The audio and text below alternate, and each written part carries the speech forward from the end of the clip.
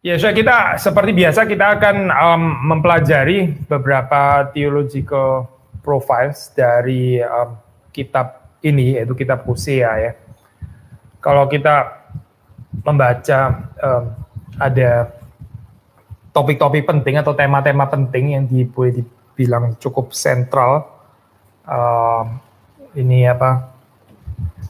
Bahkan ini ya semacam benang merah gitu ya. Salah satunya yang jelas sekali di dalam kitab Hosea itu adalah tentang pengenalan akan Allah. Pengenalan akan Allah ini saudara bisa membaca dari dalam pengertian yang negatif atau di dalam pengertian yang positif ya. Mungkin di dalam pengertian yang negatif terlebih dahulu ya, karena beberapa ayat di sini mencatat tentang pengertian yang negatif dari pengenalan akan Allah. Misalnya ya di dalam Hosea 5 ayat 4. Saya membaca Hosea 5 ayat 4 ya. Hosea 5 ayat 4. Ini adalah LA memberikan judul ancaman terhadap Israel serta pemimpin-pemimpinnya ya. Lalu kita membaca dalam ayat keempat, di situ dikatakan perbuatan-perbuatan mereka tidak mengizinkan mereka berbalik kepada Allah mereka, sebab roh perzinahan ada di antara mereka dan mereka tidak mengenal Tuhan. Roh perzinahan ada di antara mereka dan mereka tidak mengenal Tuhan. Nah, so kita tahu ini ya, istilah perzinahan itu dalam kitab nabi-nabi itu ya, itu artinya adalah menjalin hubungan ya, covenant ya, dengan bangsa-bangsa lain yang dianggap bisa memberikan dukungan ya, bagi Israel. Nah, ini adalah disebut dengan roh perzinahan ya. Jadi di dalam pengertian yang simbolis ya, di dalam pengertian apa ini ya, politis terutama dalam hal ini ya. Mengapa ini satu dosa yang serius? Ya karena ini seperti menghina covenant dengan Yahweh. Karena ini seperti satu penghinaan ya, menganggap covenant dengan Yahweh itu tidak cukup ya, seperti harus ditambah-tambah dengan covenant dengan Mesir, covenant dengan bangsa-bangsa yang kuat sehingga Israel lebih merasa aman. Jadi ini merupakan satu penyataan ketidakbergantungan ya kepada Tuhan, tapi lebih mempercayai kuasa militer. Nah ini ironis sekali seperti kita sudah pernah bahas ya. Karena Israel sebetulnya adalah bangsa yang dibebaskan dari Mesir kan ya, tapi di sini justru mengikat covenant kembali dengan Mesir gitu misalnya. Jadi ini dan ini menurut Hosea adalah kegagalan pengenalan akan Allah ya. Lalu kita membaca Hosea 8 ya. Hosea 8 ini di bagian belakang LAI memberikan judul keruntuhan Israel sebagai akibat kedurhakaannya ya. Saya membaca dari ayat 1 saja ya. Tiuplah sangkakala serangan laksana Raja Wali atas rumah Tuhan, oleh karena mereka telah melangkahi perjanjianku dan telah mendurhaka terhadap pengajaranku. Nah, saudara perhatikan tadi ya, seperti kita sudah mengatakan Israel itu melangkahi perjanjianku, ya, melangkahi perjanjianku, mendurhaka terhadap pengajaranku. Lalu ayat 2-nya, kepadaku mereka berseru-seru, ya Allahku, kami Israel mengenal Engkau. Ya, kami Israel mengenal Engkau. Jadi ini sesuatu yang sebetulnya penting ya tentang pengenalan akan Allah. Tapi ternyata Israel ya di dalam kenyataannya ya seperti bangsa yang nggak mengenal Allah. Ini merupakan sesuatu kalimat yang sebetulnya ironis gitu ya waktu diucapkan. Betul nggak mengenal Allah? Kalau mengenal Allah ya nasibnya nggak akan seperti ini. Gitu. Nah ini ya hubungan politik ya ini yang pertama gitu. Lalu kemudian juga ada urusan kaltik atau urusan ibadah ya. Seperti kita membaca di dalam pasal 6 ya. Pasal 6 kita membaca ayat yang ke-6. Nah, ini ayat ini terkenal sekali seperti saudara tahu, muncul dikutip di dalam kitab Injil ya. 6 ayat 6, sebab aku menyukai kasih setia dan bukan korban sembelihan, dan menyukai pengenalan akan Allah. Pengenalan akan Allah lebih daripada korban-korban bakaran ya. Jadi korban-korban bakarannya secara struktur, secara form eksternal, ya bentuk eksternal, outward rites, ya memang masih ada gitu ya, masih ada. Tapi sebetulnya ini bukan menyatakan pengenalan akan Allah. Nah ini sesuatu yang menakutkan ya saya, kalau orang di dalam kehidupan ini ya ada persembahan kepada Tuhan, mungkin juga perpuluhan, ya, seperti mendukung pekerjaan Tuhan, tapi sebetulnya nggak mementingkan pengenalan akan Allah. Ya. Kehidupannya itu nggak bertumbuh di dalam pengenalan akan Allah yang semakin dalam. Ya. Dan lalu dia pikir kehidupan ini cukup hanya dengan memberikan persembahan. Ya. Gereja perlu apa? Ya, saya mendukung. Otomatis sudah hidup pasti memperkenan Tuhan. Hosea sudah mempersoalkan saya ini apa kehidupan eksternal keagamaan yang eksternal seperti ini ya. Korban-korban bakaran yang tidak disertai dengan pengenalan akan Allah. Nanti kita akan melihat ya bagaimana di dalam kitab Injil itu apa memberikan satu kontekstualisasi baru ya di sini di dalam ayat ini gitu. So sekali lagi pengenalan akan Allah ini penting di dalam bagian ini, dan kali ini dikaitkan dengan cultic ya, cultic life, maksudnya ini apa, korban sembilian, korban-korban bakaran, kehidupan beribadah dan sebagainya.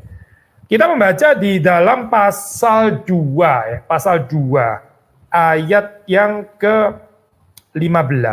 Aku akan memberikan kepadanya kebun anggurnya dari sana dan membuat lembah Akor menjadi pintu pengharapan, maka dia akan merelakan diri di sana seperti pada masa mudanya, seperti pada waktu dia berangkat keluar dari tanah Mesir. Lalu ayat yang ke-16 atau di dalam versi yang lainnya ayat 15 yang ini ya.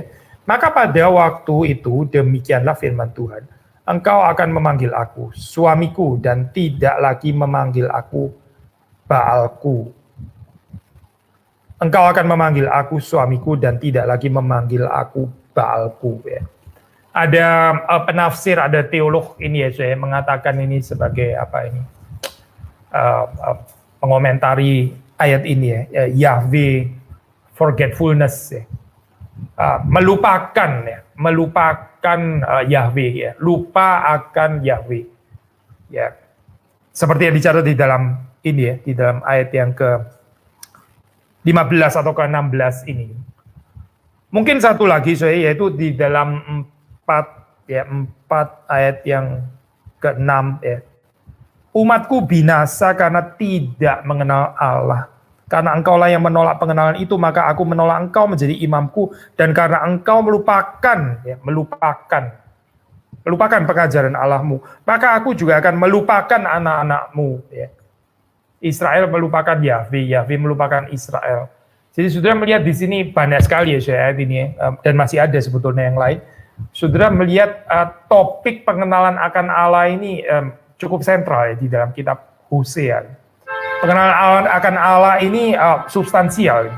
Ada hubungan Israel dan Yahweh, hubungan covenantal, nah itu ya. Ini substansi itu adalah pengenalan yang sejati, pengenalan yang benar akan Allah. Tanpa ini, semua ritual-ritual yang lain itu omong kosong gitu. Itu ya kehilangan korne, kehilangan pusat, kehilangan jantung hatinya, karena jantung hatinya itu adalah pengenalan akan Allah ini. Gitu. Lalu kita membaca masih dalam pasal keempat ya, ayat yang pertama ya. Ini adalah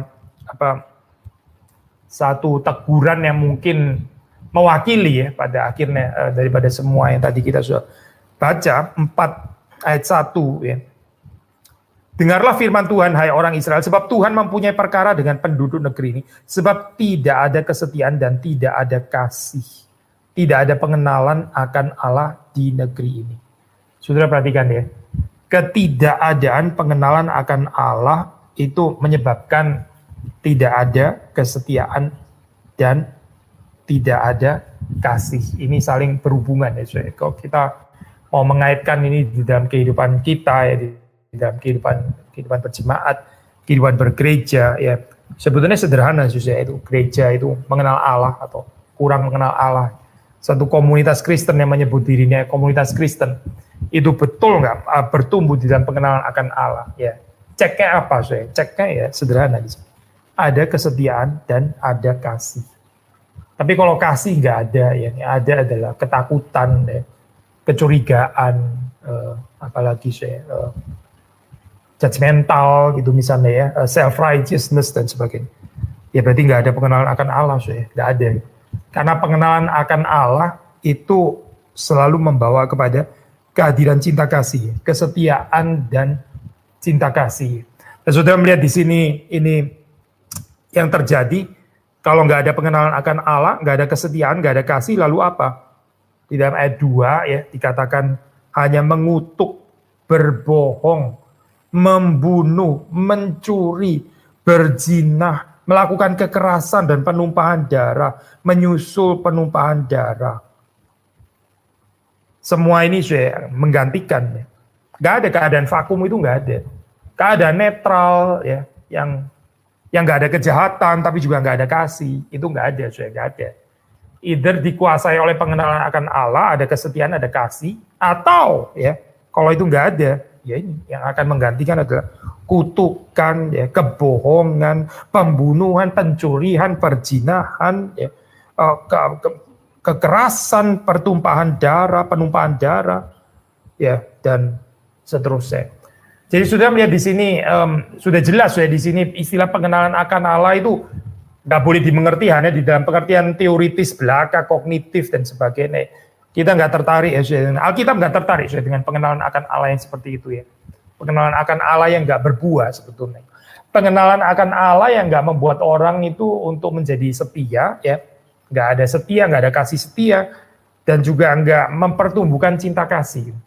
Sebetulnya kita ini ya, kita mau cek apakah kita sudah di dalam jalur yang benar, di dalam pengajaran yang benar, pengenalan akan Allah. Itu sederhana kalau menurut Hosea, yaitu dengan bertumbuhnya cinta kasih. Gitu. Kalau cinta kasih kita nggak bertumbuh ya, kalau kita stuck di dalam pertumbuhan cinta kasih, itu sebetulnya menyatakan kita nggak bertumbuh di dalam pengenalan akan Allah. Meskipun kelihatannya seperti kayak makin banyak tahu atau makin banyak tahu doktrin ini, doktrin itu dan sebagainya, bisa berdebat tentang teologi dan seterusnya.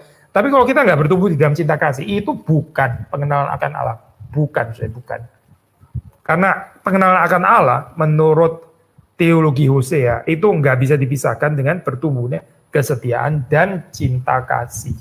Makanya saya di dalam ini ya, di dalam Hosea juga ini tentang cinta, tentang kasih, covenantal relationship ya, ada metafor ini pernikahan yang juga sekaligus menjadi symbolic action itu sangat dipentingkan. Jadi ada semacam teologi cinta juga sebetulnya di dalam ini, di dalam Hosea. Gitu. Dan ini berkaitan dengan pengenalan akan Allah ya, sekali lagi. Nah, despite aspek-aspek negatif ya tentang pengenalan akan Allah, tidak adanya pengenalan akan Allah.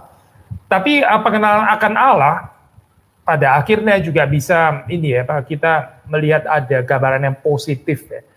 Di sini digambarkan sebagai kualitas saat-saat di mana Israel itu mengalami keselamatan dari Tuhan. Nah, kita bisa baca di dalam berbagai macam ayat, salah satunya adalah di dalam pasal 6 ya, ayat yang ketiga.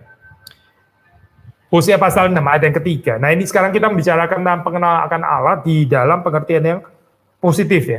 Marilah kita mengenal dan berusaha sungguh-sungguh mengenal Tuhan. Marilah kita mengenal dan berusaha sungguh-sungguh mengenal Tuhan. Ia pasti muncul seperti fajar, ia akan datang kepada kita seperti hujan pada akhir musim yang mengairi bumi. Ya, sudah melihat di sini ada pengharapan ya. Ada gambaran yang positif ya, nggak melulu ya teguran gitu, tapi pengenalan akan Allah juga bisa didescribe ya sebagai satu undangan yang menarik ya, satu undangan yang membebaskan, yang membawa kepada zaman keselamatan bagi Israel gitu. Bukan kemarahan Tuhan ya, bukan murka Tuhan, tetapi keselamatan bagi Israel. Kapan? Yaitu waktu mereka berusaha sungguh-sungguh untuk mengenal Tuhan. Mengenal Allah, mengenal Tuhan itu ada tanggung jawab manusia, ada ya perlu usaha dari kita. Nah, ini kita bicara tentang usaha ya. Kadang-kadang kita di dalam teologi reform ini agak sedikit mungkin terpengaruh oleh terjemahan bahasa Indonesia ya dari ayat di Efesus yang terkenal itu ya. Sudah tahu ayat di Efesus itu kan dikatakan Efesus 2 ini nggak berhubungan dengan Hosea ya. Saya cuma mau bicara tentang usaha di sini ya. Kalau di Efesus 2 ayat 8 tuh bahasa Indonesia kan menerjemahkan sebab karena kasih karunia kamu diselamatkan oleh iman itu bukan hasil usahamu gitu kan, tetapi pemberian Allah. Ya terjemahan ini agak unfortunate menurut saya. Karena sebetulnya di dalam bahasa aslinya dalam bahasa Inggris itu lebih tepat pakai istilah work ya. Work itu work of the law ya di dalam Pauline theology itu ergonomu ya. Works of the law ya ergon itu kurang tepat kalau diterjemahkan dengan usaha, karena kalau kita menerjemahkan itu dengan usaha lalu kita pikir semua ya usaha manusia itu pada dasarnya itu bertentangan dengan doktrin anugerah, which is not the case ya, bukan seperti itu. Karena saudara kalau membaca di dalam Hosea misalnya tadi ya yang terakhir kita baca pasal 6 ayat 3 di sini kan dikatakan marilah kita mengenal dan berusaha sungguh-sungguh ya. Berusaha sungguh-sungguh ya. Itu istilah berusaha atau effort itu ya, nggak selalu negatif ya. Nggak harus selalu dibenturkan dengan doktrin anugerah gitu. Nggak harus itu. Ya memang kalau kita berusaha dengan kekuatan sendiri ya ini berbenturan betul gitu. Tapi manusia berusaha ya, itu jangan dianggap sebagai pelagianisme atau semi pelagianisme atau arminianisme atau apa gitu ya. Gak harus ya. Ini bisa dikaitkan dengan tanggung jawab manusia. Well anyway, so ini kita di sini diundang ya untuk berusaha sungguh-sungguh mengenal Tuhan. Jadi siapa yang harus mengenal Tuhan? Ya kita, saudara dan saya. Gitu. Ini tanggung jawab siapa? Ya tanggung jawab saya, tanggung jawab saudara dan saya. Siapa yang harus berusaha? Ya kita yang harus berusaha. Berusaha sungguh-sungguh lagi, berusaha sungguh-sungguh untuk mengenal Tuhan. Ya. Jadi untuk mengenal Tuhan ya. Perlu tanggung jawab, saya perlu tanggung jawab manusia, perlu usaha manusia. Tentu pengenalan akan Tuhan juga adalah anugerah Tuhan, itu betul. Tapi anugerah Tuhan tidak meniadakan usaha manusia, ya, tidak meniadakan kesungguhan usaha manusia. Saya pikir konsep ini penting ya, saya, karena kalau kita ya hanya berdasarkan Efesus 2 ayat 8 tadi yang terjemahannya sebetulnya agak kurang tepat ya, itu bukan hasil usahamu. Ya. Sebetulnya lebih tepat diterjemahkan itu bukan hasil pekerjaanmu, bukan hasil karyamu, ya, tetapi pemberian Allah. Ya, jadi istilah yang dikontraskan oleh Paulus di situ ya di dalam Pauline School itu adalah grace versus work ya, bukan grace versus effort, bukan saya, tapi grace versus works of the law sebetulnya gitu ya, ya perbuatan Taurat gitu, perbuatan hukum Taurat itu sebetulnya yang dikontraskan oleh Paulus dengan pengertian yang khusus lagi pula ya. Ya good, kita sudah pernah bahas ini ya, teologi Paulus, kita nggak akan mengulangi lagi. Tapi kita melanjutkan ya. Selain itu ada apa lagi ya, selain pengenalan akan Allah yang sangat penting, juga tematik ini ya, Yahweh Baal, ini cukup penting ya di dalam kitab Hosea. Jadi saudara melihat di dalam kitab Hosea ini ada konflik antara Yahweh dan Baal ya. Yahweh versus Baal.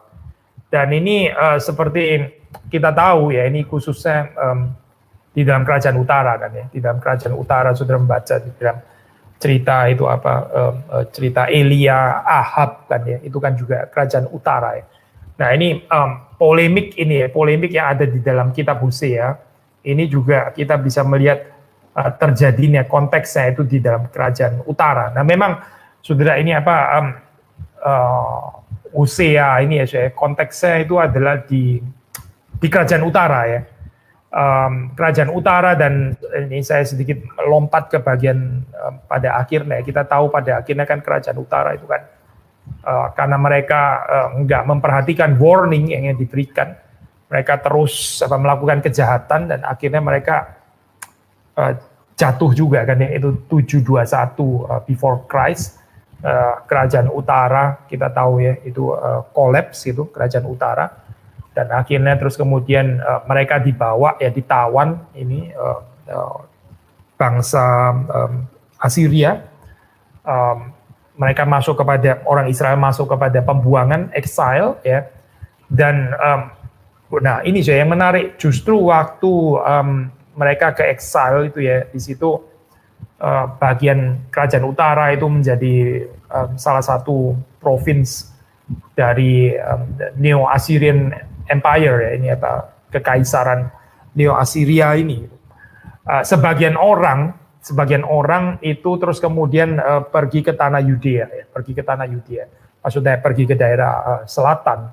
Nah, justru di dalam bagian inilah ini kelompok inilah yang akhirnya terus preserve ya, mereka itu mempertahankan perkataan-perkataan dari Nabi Hosea ini, lalu terus kemudian mereka lah yang sebetulnya ini ya memulai dipakai oleh Tuhan untuk meng-create satu bentuk awal ya, dari prophetic book ya, yang kemudian berpengaruh kepada kitab nabi-nabi yang lain. Misalnya salah satu yang sangat kuat itu adalah Yeremia ya. Nah, kita memang urutannya kan memang mengikuti urutan kanonisasi ya, tapi sebetulnya kalau secara historical gitu, secara chronological ya, ini cukup konsensus di antara para Old Testament scholars. Sebetulnya Hosea itu yang lebih dahulu terus kemudian mempengaruhi ini profil teologi seperti kitab Yeremia ya. Tapi di dalam urutan kita, karena kita mengikuti ini, kita bahas nabi besar dulu kan ya, kita bahas Yeremia terlebih dahulu dan baru hari ini kita membahas Hosea.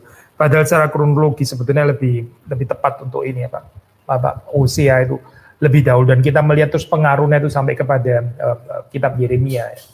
Jadi sekali lagi ya, saya balik lagi di sini ada tematik Yahweh versus Baal, dan ini berarti menyatakan konflik antara Kanaan ya dengan dewa-dewanya ya, dewa-dewa Kanaan, dan Yahweh yang dipercaya oleh Israel ya. Tadi kita sudah baca ya, kita sudah baca di dalam 2 ayat yang ke-18 ya, atau kita baca dari 17 ya. Ini sekali lagi ada perbedaan ini ya, penomoran ayat either 17 atau 16 ya, tergantung kita pakai versi yang mana. Tapi yang kita tadi sudah baca kan yang ayat ke-16 atau 15 ya. Engkau akan memanggil aku, ini demikian firman Tuhan, engkau akan memanggil aku suamiku dan tidak lagi memanggil aku Baalku. Nah, sudah melihat di sini kan ada polemik ya. Saya melanjutkan di ayat yang berikutnya, ayat 17 atau ayat 16. Lalu aku menjauhkan nama para Baal dari mulutmu, maka nama mereka tidak lagi disebut. Aku akan mengikat perjanjian bagimu pada waktu itu dengan dengan binatang-binatang di padang dan dengan burung-burung di udara dan binatang-binatang melata di muka bumi. Aku akan meniadakan busur panah, pedang dan alat perang dari negeri dan akan membuat engkau berbaring dengan tentram. Ya. Jadi janji dari Tuhan kalau Israel meninggalkan Baal dan berbalik kepada Yahweh, maka akan ada restorasi di sini ya, dan mengikat perjanjian bagimu ya. Akan dipulihkan keadaan. Tapi sayangnya kita melihat di dalam perjalanan sejarah Israel, ternyata Israel nggak mendengarkan teguran ini dan akhirnya ya harus berakhir kepada exile ya, kepada pembuangan itu. Yang berikutnya selain pengenalan akan Allah, lalu terus kemudian ada konflik polemik Yahweh versus Baal ya. Yang berikutnya yaitu ada tadi kita sudah sebut juga metafor ini ya, metafor pernikahan ya. Ini ya, ada kaitan dengan konsep covenant ya, covenantal relationship ya.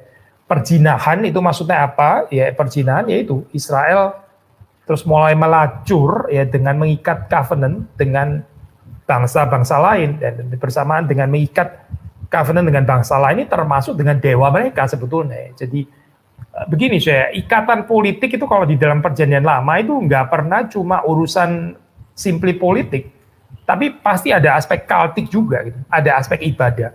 Karena mengikat perjanjian dengan bangsa tertentu itu berarti juga submit kepada dewa bangsa itu satu paket kita nggak bisa cuma ya mengikat perjanjian politik apa salahnya tapi tetap setia kepada Yahweh. Nggak bisa seperti itu itu bukan konsep di dalam perjanjian lama gitu. Saudara perhatikan juga waktu Israel ya, kenapa baru dibebaskan dari Mesir, setelah itu baru Israel bisa beribadah. Maksud saya ini cerita Exodus, cerita Keluaran. Kenapa gitu? Ya justru karena memang nggak memungkinkan untuk mempunyai satu kehidupan ibadah yang benar, menyembah Allah yang benar selagi masih di bawah penjajahan penindasan Mesir gitu. Jadi saudara melihat di sini, ini di dalam Alkitab tuh nggak ada gambaran, oke, boleh saja ditindas oleh Mesir, tapi tetap beribadah kepada Tuhan yang penting. No such thing, so nggak ada itu gitu. Mereka nggak bisa beribadah kepada Tuhan, precisely karena ada penjajahan politis itu ya. Jadi saudara melihat di sini ya, politis dan kultis ya, politik and kultik itu saling berhubungan gitu. Ya, cuma di dalam dunia modern sekarang semuanya sudah dipreteli ya, sudah didisintegrate gitu, seperti kayak seolah-olah ya politik nggak ada hubungannya dengan apa ibadah ya ibadah, nggak ada hubungan dengan politik. Tapi kalau sudah membaca di dalam kitab suci ya, di dalam ini perjanjian lama khususnya, sudah mendapati di situ perjanjian politik itu serius, itu juga pelanggaran kultik ya, karena menyangkut covenant, menyangkut konsep covenant di sini ya. Submit kepada atau mengikat covenant dengan Mesir, ya berarti tunduk lagi kepada dewa-dewanya Mesir itu, dan itu merupakan ya perzinahan, dan itulah yang dicatat di dalam Hosea ya, dengan satu teguran yang keras gitu, dengan simbol yang ya kita bahkan sulit untuk mengertinya gitu ya. Maksud saya cerita ini ya, cerita Hosea dan Gomer, seperti saudara tahu ya. Hosea dan Gomer itu kan satu ini symbolic action mungkin yang pertama kali ya di dalam kitab Hosea di situ, yang menyatakan ya bagaimana Israel sudah melacur gitu ya. Dan di sini Hosea ya, hubungan Hosea dengan Gomer itu menggambarkan seperti hubungan Yahweh dengan Israel. Dan itu lebih jelas waktu ini ya, setelah ada anak-anak yang dilahirkan. Anak-anak yang dilahirkan di situ kan disebut ya, Loruhama ya. Yesreel Loruhama ya, yang tidak dikasihani. Lalu satu lagi itu Lo-ami ya. Lo-ami ya. Lo itu bukan, Ami itu umatku ya. Jadi bukan umatku. Yesreel Loruhama, tidak dikasihani, dan Lo-ami ya, bukan umatku ya. Ini kan sangat kontras ya dengan covenantal formula, seperti sudah tahu ya. Formula covenant itu apa gitu? Di dalam covenantal relationship antara Yahweh dan Israel itu kalimatnya, formulanya adalah engkaulah umatku dan akulah Allahmu gitu kan. You are my people, I am your God. Itu covenantal formula. Ya. Tapi terus kemudian di dalam hubungan Gomer dan Hosea di sini ya, anak yang dilahirkan itu disebut Lo-ami ya, not my people. Jadi maksudnya apa sih? Ya ini satu statement polemikal ya, teguran yang keras. Israel sudah break the covenant. Sampai yang seharusnya Israel itu disebut you are my people, tapi di sini disebut not my people gitu. Not my people. Ya karena apa? Ya karena Israel sudah melacur gitu. Seperti disimbolkan oleh Gomer di dalam hal ini gitu. So Yesreel di dalam hal ini ya, Israel itu merepresentasikan behaviornya Israel yang penuh dengan kekerasan ya. Ini kerajaan utara ya, mereka yang memerintah itu melakukan kekerasan, dan itu ya Tuhan tidak berbelas kasihan. Nah ini symbolic action yang pertama ya di dalam kitab Hosea. Lalu kemudian ada symbolic action yang kedua, aksi simbolis yang kedua, yaitu saudara membaca di dalam pasal yang ketiga ya. Saya baca di dalam pasal yang ketiga ya, ayat yang saya baca dari 1 aja supaya ada sedikit gambaran. Berfirmanlah Tuhan kepadaku, pergilah lagi, cintailah perempuan yang suka bersundal dan berzina, seperti Tuhan juga mencintai orang Israel, sekalipun mereka berpaling kepada allah-allah lain dan menyukai kue kismis. Lalu aku membeli dia bagiku dengan bayaran 15 shikal perak dan 1,5 homer jelai. Lalu ayat 3-nya, aku berkata kepadanya, lama engkau harus diam padaku dengan tidak bersundal dan dengan tidak menjadi kepunyaan seorang laki-laki. Juga aku ini tidak akan bersetubuh dengan engkau. Saudara perhatikan ya, ini symbolic action yang kedua ya. Jadi perempuan ini ya nggak ada hubungan seksual. Ya. Apa sih artinya ini ya? Hidup tanpa hubungan seksual. Gitu. Artinya ya ini berarti secara simbolis ya ini menggambarkan nasib daripada Israel. Ya mereka nggak ada struktur politikal, ya nggak ada struktur politis yang esensial dan juga nggak ada struktur agamawi, ya nggak ada struktur keagamaan yang esensial. Jadi mereka kehilangan baik political maupun juga religious structure. Kita membaca dalam ayat keempat langsung dijelaskan di situ ya. Setelah dikatakan ini ya, setelah dikatakan kalimat juga aku ini tidak akan bersetubuh dengan engkau. Kemudian ayat keempat segera menjelaskan itu apa artinya. Sebab lama orang Israel akan diam dengan tidak ada raja, ya, nggak ada political structure. Tiada pemimpin, tiada korban, ya, tiada korban. Religious structure-nya juga nggak ada, ya. Tiada tugu berhala, tiada efod, tiada terafim, ya. Jadi political structure itu nggak ada, religious structure juga nggak ada. Ya itu artinya perempuan yang tanpa sexual relationship ini, ya. Salahnya siapa? Ya, salahnya Israel sendiri tentu saja gitu, karena Israel melakukan kekerasan ya. Satu dengan yang lain itu, nggak ada kesetiaan, nggak ada kasih, nggak ada pengenalan akan Allah. Digantikan dengan apa?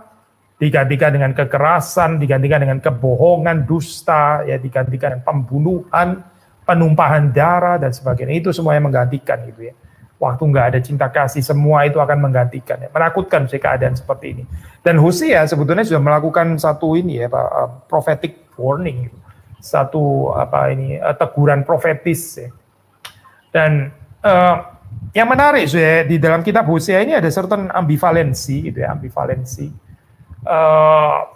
Maksudnya begini saya, di satu sisi ada teguran yang keras gitu ya, ada nubuatan ya bahkan ya tentang kehancuran Israel ya. Israel yang kalau nggak bertobat akan mengalami pembuangan dan sebagainya. Tapi juga di dalam kitab di dalam kitab Hosea juga kita bisa melihat bahwa symbolic action ini somehow juga bisa mencakup ya satu pandangan, satu semacam visi yang melihat kepada masa depan yang lebih baik, masa depan yang lebih indah ya. Misalnya di dalam pasal 1 ya, ini kita memang pembacaannya lompat-lompat ya, di dalam pasal 1 ayat 10 ya 11 ini janji tentang keselamatan ya, saya baca ya. Tetapi kelak jumlah orang Israel akan seperti pasir laut yang tidak dapat ditakar dan tidak dapat dihitung. Dan di tempat di mana dikatakan kepada mereka, kamu ini bukanlah umatku, akan dikatakan kepada mereka anak-anak Allah yang hidup. Ya. Jadi di-relativize lagi ya sudah di sini ya. Kan tadi kita sudah lo ami itu kan artinya kan bukan umatku.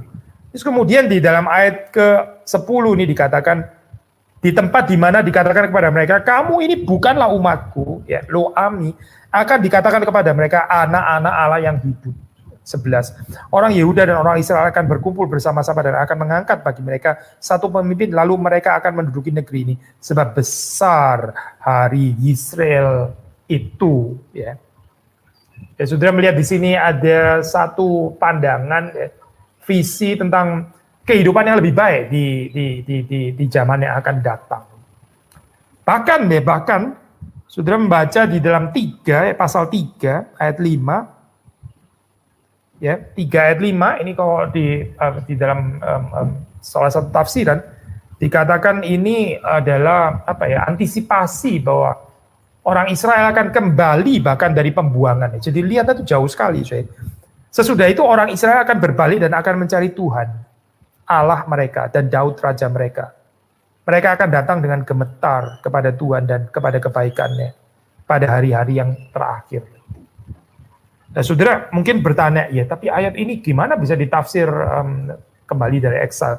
Jangan lupa saudara, ini ayat 5 ini adalah setelah ayat 4, setelah ayat 3 tadi yang kita baru saja baca ya. Symbolic action yang kedua tadi kan ada perempuan yang tidak akan disetubuhi ya, yang without sexual relationship ya. Dan apa itu artinya ya? Hosea 3 ayat 4 mengatakan bahwa ya itu artinya orang Israel akan diam dengan tidak ada raja, tidak ada pemimpin, tidak ada korban, tidak ada tugu berhala, tidak ada efod, terafim dan sebagainya. Ini exile kan sebetulnya gitu. Jadi 3 ayat 4 itu adalah exile, itu adalah pembuangan. Tapi terus kemudian 5 ya dikatakan sesudah itu orang Israel akan berbalik dan akan mencari Tuhan Allah mereka dan Daud raja mereka. Mereka akan datang dengan gemetar kepada Tuhan dan kepada kebaikannya pada hari-hari yang terakhir. Nubuatan bahwa mereka akan kembali dari exile. Nah ini kitab yang melihat jauh sekali ya, saya jauh sekali gitu. Menggambarkan tentang ini kemungkinan possibility kalau Israel nggak bertobat mereka bisa dilempar kepada pembuangan, tapi kitab yang sama juga menubuatkan akan kembali dari pembuangan ya. Jadi ini ada gambaran yang ya ambivalen seperti ini ya. Bukan kontradiksi sudah, tapi ambivalen mungkin ya. For sure saya di dalam kitab Hosea ya nggak segan-segan mengatakan bahwa kalau Israel tidak bertobat maka Allah itu akan menghukum. Allah itu akan menyatakan hukumannya. Dan secara keras juga dinyatakan ya. Mesti kita membaca Hosea 2 ayat 6 ya. Sebab itu sesungguhnya aku akan menyekat jalannya dengan duri-duri. Menyekat jalannya dengan duri-duri dan mendirikan pagar tembok, mengurung dia sehingga dia tidak dapat menemui jalannya. Ya, seperti satu gambaran yang menakutkan ya kalau Tuhan melakukan ini kepada umatnya. Ya, ayat ini tentu jangan ditafsir secara abusif untuk membenarkan boleh abuse istri dengan cara seperti ini ya, karena Tuhan pun ternyata melakukan itu kepada Israel. Bukan untuk itu ya saya tafsirannya, bukan gitu. Tapi ini menyatakan berapa dalam, berapa jauh Israel itu sudah menyeleweng kepada Tuhan sehingga menimbulkan sakit hati Tuhan itu. Ini gambarnya dinyatakan di dalam kalimat-kalimat yang keras ini ya. Dan kalau sudah membaca itu kan ya di dalam Yeremia ya itu ada kalimat-kalimat yang ya juga nggak kalah keras ya gitu dengan penggambaran penghukuman yang diberikan oleh Tuhan kepada Israel yang sudah menyeleweng atau berzina gitu. Ya ini di dalam pasal 2 ini juga kita melihat despite ada negativity ya, ada gambarannya negatif di sini ya, tetap ada nuansa pengharapan ya, bahwa relasi ini ya, hubungan ini bisa di-restore, bisa dipulihkan ya. Misalnya di dalam 2 ayat yang ke-7 ya, 2 ayat yang ke-7. Saya membaca ya. Tadi kan kita baru membaca ayat ke-6, saya lanjutkan dalam ayat ke-7. Dia akan mengejar para kekasihnya tetapi tidak akan mencapai mereka. Dia akan mencari mereka tetapi tidak bertemu dengan mereka. Maka dia akan berkata, aku akan pulang kembali kepada suamiku yang pertama. Sebab waktu itu aku lebih berbahagia daripada sekarang. Ya. Jadi sudah melihat di sini ada penyesalan gitu. I will go and return to my first husband. Siapa? Ya Yahweh maksudnya gitu.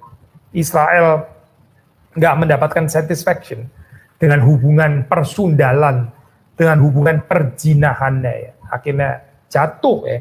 Tapi akan ada kerinduan untuk kembali kepada the first husband, yaitu Allah yang sejati, Yahweh, Tuhan. Nah, sudah membaca juga kemudian ini Tuhan sendiri juga menjawab, ini kita membaca di dalam ayat yang ke-15 ya. Aku akan memberikan kepadanya kebun anggurnya dari sana dan membuat lembah Ahor menjadi pintu pengharapan. Tadi kita coba baca ya. Maka dia akan merelakan diri di sana seperti pada masa mudanya, seperti pada waktu dia berangkat keluar dari tanah Mesir. Jadi akan ada pertobatan di sini. Lalu kemudian di dalam ayat yang ke-19 kita membaca, aku akan menjadikan engkau istriku untuk selama-lamanya dan aku akan menjadikan engkau istriku dalam keadilan dan kebenaran, dalam kasih setia dan kasih sayang. Sudah melihat di sini hubungan cinta di-restored ya. Hubungan covenant ya, covenantal relationship itu di-restored di sini ya. Jadi saudara melihat ada ambivalensi di situ ya. Satu sisi peringatan yang keras ya, dan ancaman bahkan gitu ya. Dan real itu hukuman tuh real gitu. Tapi sisi yang lain juga Yahweh bagaimanapun nggak bisa menahan dirinya dari mengasihi Israel. Ya. Jadi memang sudah di dalam Hosea ini ya bahasa courtship, bahasa pernikahan ya itu sangat mendominasi dan saudara menemukan itu di dalam berbagai ayat ya, di dalam kitab Hosea. Chapter-chapter yang ada, pasal-pasal yang ada itu kalau kita baca ya dengan teguran-teguran yang keras itu indeed memberikan ruang ya untuk divorce, gitu. Memberikan ruang untuk perceraian. Maksudnya ini hubungan Yahweh dan Israel ya. Tetapi ya bagaimanapun juga nggak melihat ini sebagai satu konklusi yang harus atau perlu terjadi. Gitu. Pertanyaannya itu mengapa gitu ya? Ini kan kalimat-kalimat seperti ini kan sudah boleh dibilang diambang perceraian gitu ya berzina gitu loh. Sudah berzina dan mengecewakan seperti ini ya tinggal tunggu apa lagi ya perceraian it's just correct juga sebetulnya kalau terjadi perceraian. Kenapa ya siapa yang sudah berzina di sini kan bukan Yahweh yang mengkhianati Israel tapi Israel yang mengkhianati Yahweh. Kalau seandainya terus kemudian terjadi perceraian ya wajar-wajar saja gitu.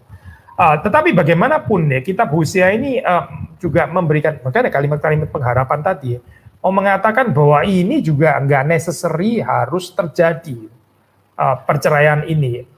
Nah, mengapa sih pertanyaannya gitu ya? Jawabannya sebetulnya agak kompleks ya. Kita mesti mengerti ya ini antara konflik tadi ini berkaitan dengan tematik yang kedua tadi antara Yahweh versus Baal ya. Yahweh versus Baal.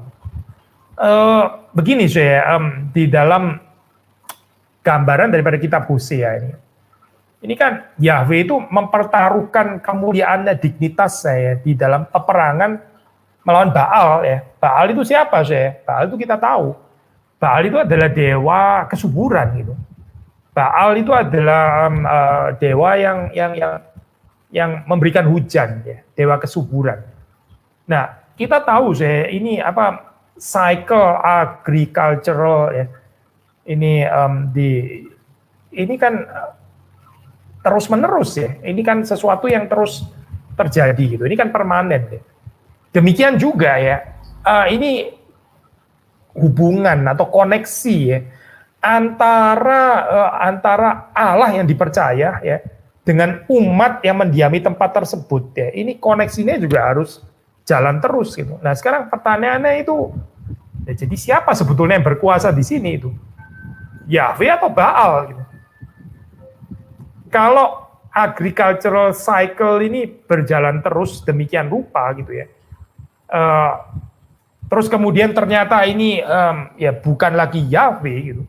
Ya berarti terus siapa dong yang di sini yang memberikan kesuburan? Ya jawabannya kan berarti Baal gitu. Maka ini nggak bisa diterima gitu. Nggak boleh diterima ya. Karena Yahweh insist sebetulnya memelihara Israel yang menyediakan kesuburan dan sebagainya. Itu bagaimanapun adalah dia dan bukan Baal. Baal itu adalah dewa palsu gitu ya. Dewa yang tidak layak untuk disembah sujud. Dewa Kanaan yang orang Israel nggak seharusnya bersembah sujud kepadanya, tapi kepada Yahweh. Dan jadi di sini saya ada pertaruhan ya, antara kemuliaan nama Yahweh ya, dengan ya quote unquote kemuliaannya Baal gitu. Karena again agricultural cycle ini kan harus berjalan terus gitu. Nah, karena itu saya di sini ya meskipun ada certain hint ya language yang bisa ditafsir menuju kepada divorce, borderline divorce, perceraian ya. Itu juga ada ambivalensi ya, ada pengharapan ya. Bahkan seperti dikatakan oleh seorang penafsir, bahkan necessity untuk rekonsiliasi. Karena kalau sampai terjadi perceraian betul-betul ya yang take over siapa ya berarti? Ya Baal gitu kan ya. Berarti selesai dong ceritanya gitu ya. Ini seperti di reset lagi gitu, yang bener aja gitu. Bukannya ini Allah Yahweh itu sudah membebaskan Israel dari tanah Mesir untuk bisa mengikatkan diri ya covenantal relationship dengan Allah yang sejati dengan Yahweh itu. Kok sekarang di reset lagi gitu ya. Terus kalau divorce dengan Yahweh, ya berarti sekarang Israel oke, dengan dewa yang lain, dengan Allah yang lain. Seperti sia-sia saja dong berarti itu cerita Exodus itu. Jadi di sini saudara melihat ini dinamika ya di dalam kitab Hosea. Makanya saudara melihat ada gambaran yang somehow ambivalen ya. Satu sisi ancaman, satu sisi tegurannya sangat keras ya, bahasa yang sangat keras gitu. Di sisi yang lain juga ada hope ya, ada pengharapan gitu, ada nubuatan untuk akhir yang reconciled ya. Nah, kita membaca ini ya, Syekh, kita membaca berkaitan dengan fertilitas ini ya di dalam pasal yang keempat, ini juga cukup menarik bagian ini, 4 ayat yang ketiga ya, 4 ayat yang ketiga.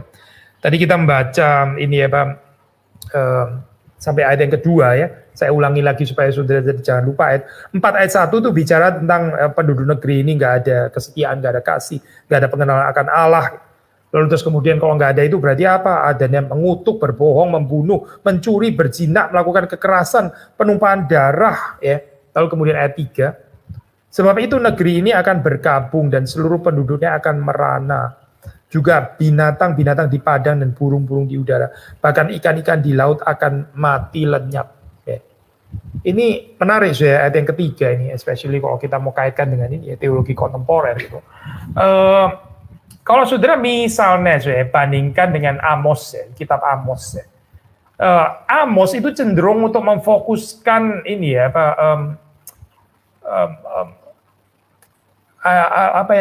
yang urusannya itu adalah dengan bangsa-bangsa ya.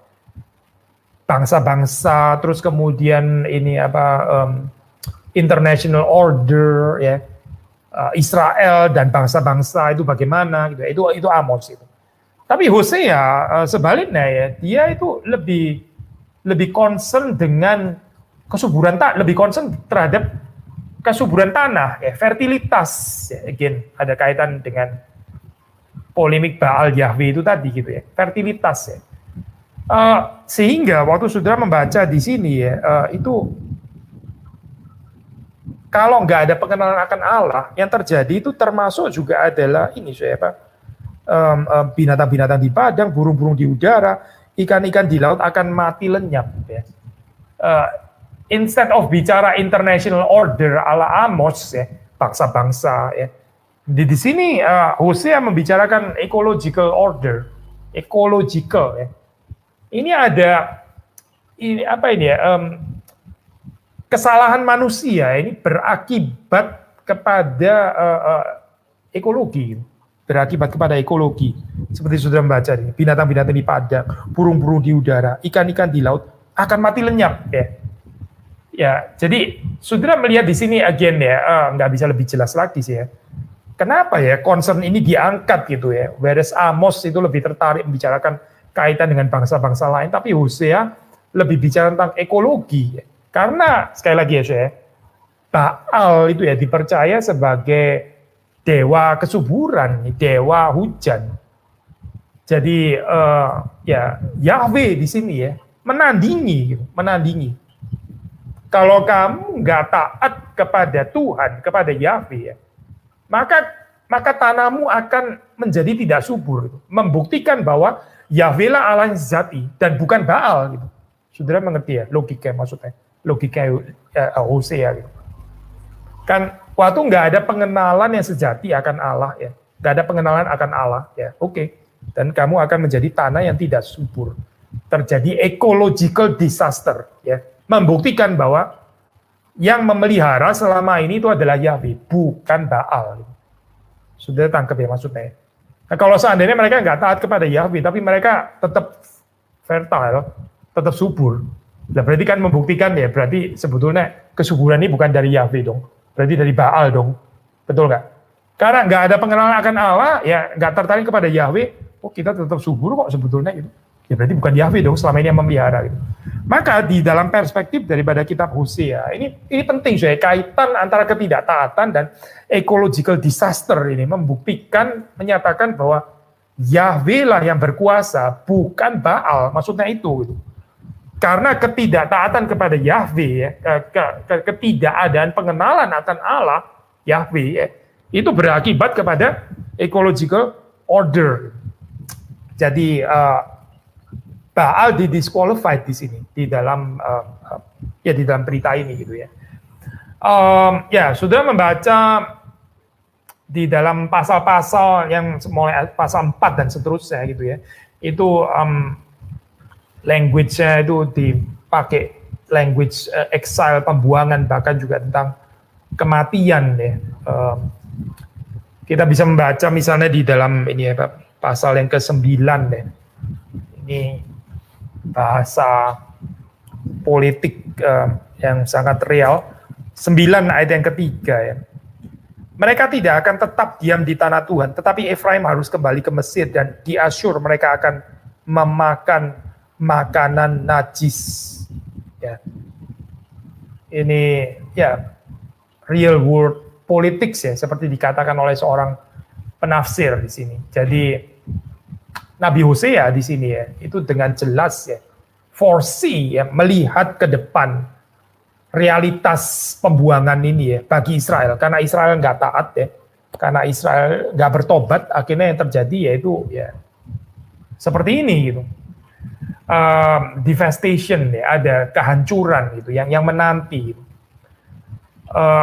Mungkin kita membaca bagian ini saya, bagian yang termasuk salah satu ayat yang keras ya saya. Tadi kita akan mengatakan ini ya, bahasanya itu bahasa tentang bukan cuma tentang pembuangan, tapi juga tentang kematian sebetulnya. Misalnya salah satu yang sangat keras itu di dalam ini ya, 13 ayat 7, 8 ya. Di situ Tuhan mengatakan, maka aku menjadi seperti singa bagi mereka, seperti macan tutul. Aku mengintip-intip di pinggir jalan. Aku mau mendatangi mereka seperti beruang yang kehilangan anak. Aku mau mengoyakkan dada mereka. Di sana aku memakan mereka seperti singa. Binatang liar di padang akan merobek mereka. Ya, saudara melihat di sini, ya Israel itu membiasakan diri melakukan kekerasan, ya, mengumbar kejahatan, dusta, kebohongan, penumpahan darah. Yahweh membalaskan kepada mereka. Yahweh di sini akan seperti singa, seperti macan tutul. Maksudnya di sini, ya ini menyatakan kematian yang mengerikan ya bagi umat Allah sebetulnya. And yet ini yang interesting, saudara membaca juga di dalam pasal yang 11 ya, ini sebelumnya memang ya 11. Nah, ini yang kita sebut dengan ambivalen. Satu sisi ada kalimat-kalimat yang menegur dengan keras ya, bahkan menubuatkan ya. Yahweh sendiri akan menerkam gitu ya. Ini kan gambaran yang sangat menakutkan ya. Tapi itu sebenarnya dalam pasal 11, again, memang ini sebelumnya gitu ya, secara urutan ini sebelumnya, tapi saudara membaca di sini ambivalensinya ya. 11 ayat 8. Ayat 8, ayat 9. Ini perkataan Tuhan ya. Masakan aku membiarkan engkau hai Efraim, menyerahkan engkau hai Israel. Masakan aku membiarkan engkau seperti Atma, membuat engkau seperti Seboim. Hatiku berbalik dalam diriku, belas kasihanku bangkit serentak. Aku tidak akan melaksanakan murkaku yang bernyala-nyala itu. Tidak akan membinasakan Efraim kembali. Sebab aku ini Allah dan bukan manusia, yang kudus di tengah-tengahmu, dan aku tidak datang untuk menghanguskan. Ya.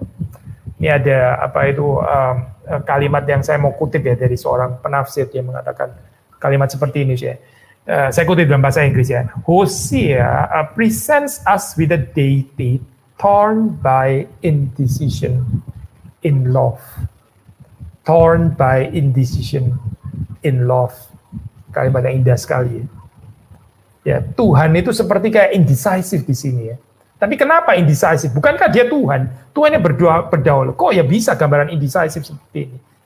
Ya, love itulah saya membuat indecisive ini ya. Satu sisi ini bangsa yang kurang ajar perlu dihancurkan gitu ya.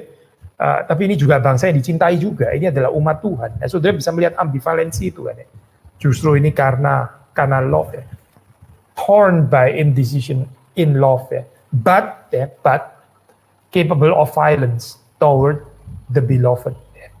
Jangan mempermainkan cinta Tuhan. Ya.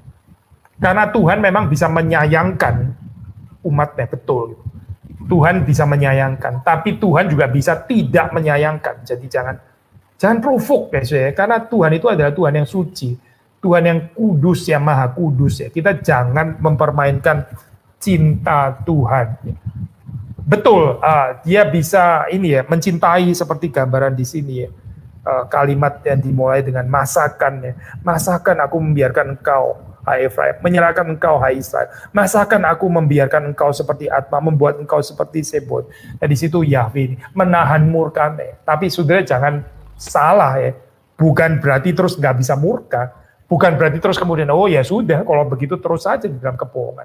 Kayaknya nggak apa-apa juga sih mengumbar kebohongan.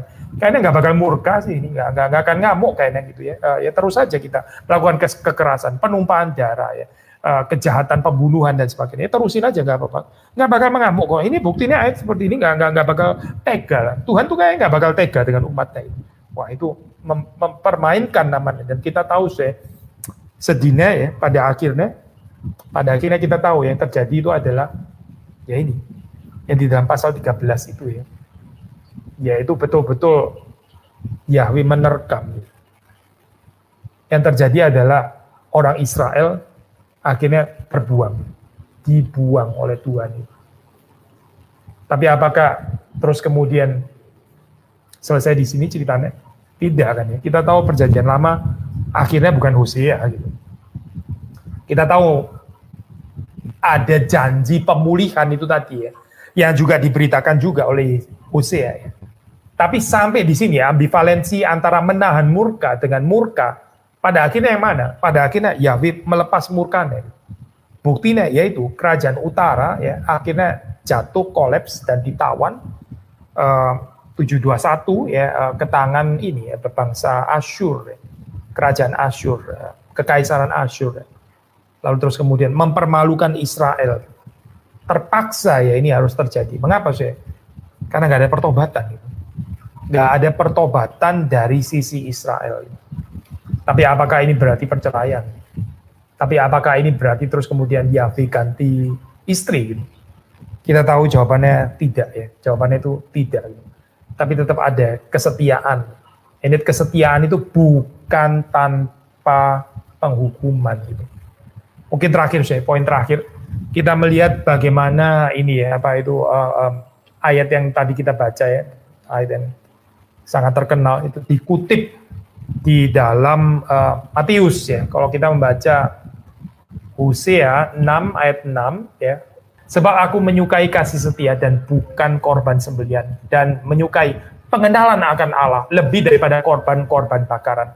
Konteksnya saudara tadi sudah tahu ya, kita sudah membicarakan dalam Hosea. Nah, sekarang kita membaca ayat ini ya, yang dikutip oleh ya, Matius ya, Matius 9.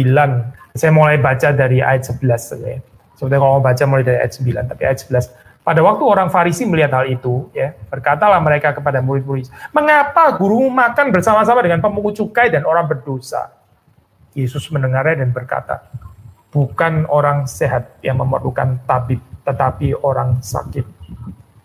Jadi pergilah dan pelajarilah arti firman ini. Yang ku kehendaki ialah belas kasihan dan bukan persembahan.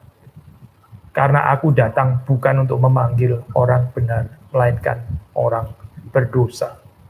Yang ku kehendaki ialah belas kasihan dan bukan persembahan. Ini sebenarnya rujukan Hosea 6 ayat 6. Konteksnya apa saja di sini itu? Konteksnya justru secara ironis, ya ini, kepada orang-orang Farisi yang tidak mengenal Allah. Kalau kita mau pakai tetap terang dari perjanjian lama untuk menerangi ini ya. Orang Farisi ini nggak mengenal Allah sebetulnya. Mengapa sih? Ya ini persis seperti yang dikatakan Hosea kan ya. Mereka nggak ada kesetiaan ya. Atau di dalam terjemahan di sini yang dipakai oleh Matius tidak ada belas kasihan. Tidak ada kesetiaan, tidak ada belas kasihan, tidak ada kasih. Tidak ada pengenalan akan Allah. Sampai nggak bisa melihat bahwa Yesus itu datang dengan kasih, dengan cinta. Menyelamatkan siapa sih? Bukan menyelamatkan orang benar. Menyelamatkan orang-orang berdosa. Jadi saya percaya salah satu kebayaan di dalam komunitas Kristen, atau menyebut diri Kristen ya. Gereja ya.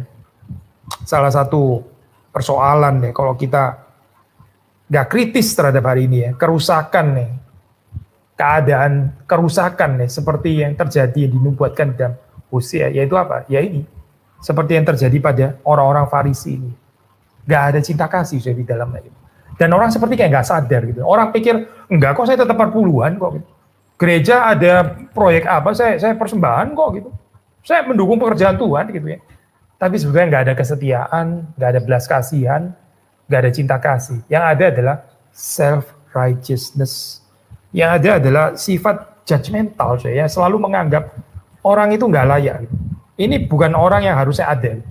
Ini adalah pendosa. Kenapa ya? Yesus ini katanya orang benar, kok bergaul dengan orang-orang seperti itu gitu ya. Nah inilah saya mengulangi lagi ya, kerusakan yang sudah diperingatkan di dalam kitab Hosea. Diulangi lagi, diulangi lagi, diulangi lagi. Gitu. Dan sama kan ya, sudah lihat patternnya sama lagi. Gitu. Sama seperti di Hosea ya. Sudah menubuatkan akan terjadi penghancuran, exile ya. Orang Israel nggak ada lagi bait suci gitu ya. Bukan cuma kerajaan utara, kerajaan selatan juga pada akhirnya gitu. Nggak ada lagi tempat beribadah ya, nggak ada lagi cultic life ya. Maka sudah melihat di dalam kehidupan, di dalam zaman Yesus ya. Itu juga nubuatan ya. Apa sih? Bait Allah dihancurkan. Berarti apa sih? Nggak ada lagi kemungkinan cultic life. Nggak ada lagi yang namanya hidup beribadah, nggak ada. Sudah disis saja. Kenapa? Karena nggak ada pengenalan akan Allah. Untuk apa itu?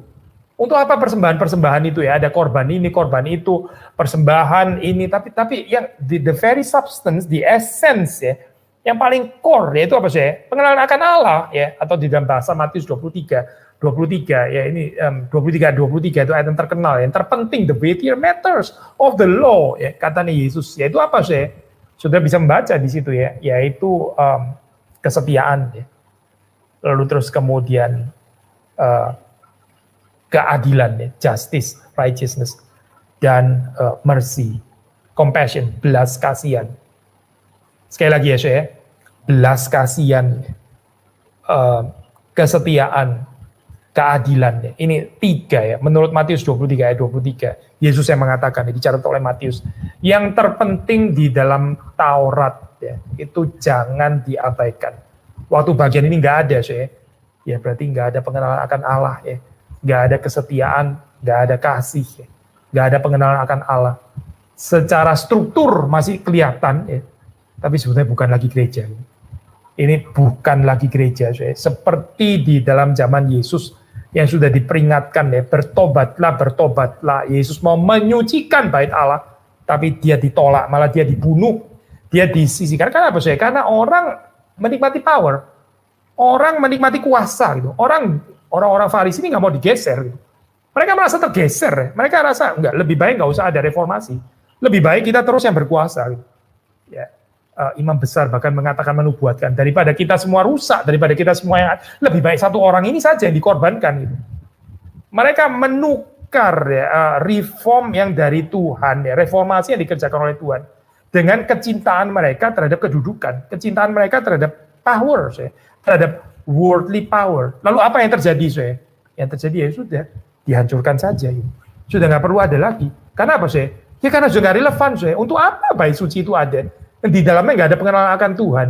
Yang ada cuma struktur eksternal, korban, persembahan. Ya, ini bedanya apa dengan agama yang tidak mengenal Allah, yang tidak mengenal Yahweh? Ini apa bedanya? Enggak ada bedanya, karena cuma tinggal tampak luar doang gitu.